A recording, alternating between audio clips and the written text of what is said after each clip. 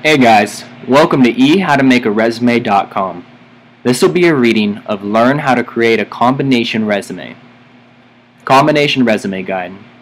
This is basically a combination of a chronological and functional resume format.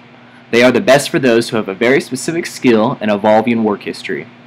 Use a combination resume template to get the best of both worlds and showcase all of your experience and skills. Format of a combination resume.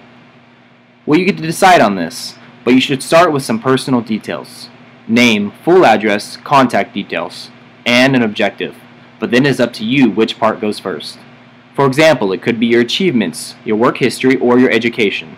A resume is an advertisement for yourself, so it's always recommended that you should begin with your best qualities. Usually a combination resume has this type of format. Objective, i.e. the job you seek. 3 sentences on why you'd be ideal for that job. Key accomplishments. This is the main part of the resume / work highlights. Employment history. Education. Awards and recognition. Key accomplishments. Say if you have just graduated, then your recent degree should come first in key accomplishments.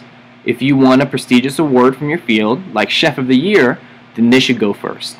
Ideally, choose the things that are relevant for the job you are applying for. Include relevant skills developed, any work highlights, for example, a very successful project. Remember that the employer will look at this first and in many cases make a split decision on whether he should carry on or file it away in the bin. You should aim for this section to be at least 3/4 of an A4 sheet. Use bulletin points for extra effort.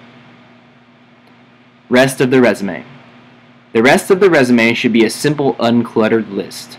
For example, for employment history, all you need is a name and location of the company, responsibilities and duties, and dates you were employed.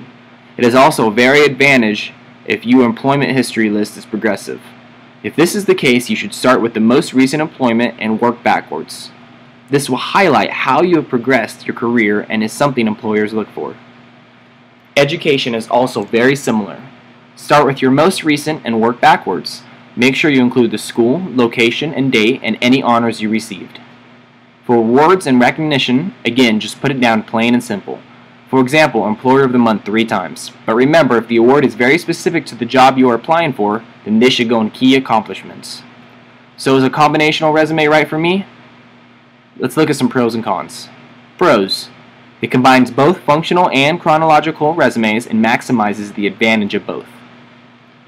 You choose what you want to focus on and can filter out the weaker aspects. Cons.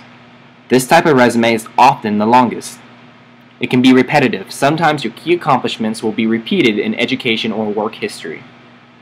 Not suitable for everyone.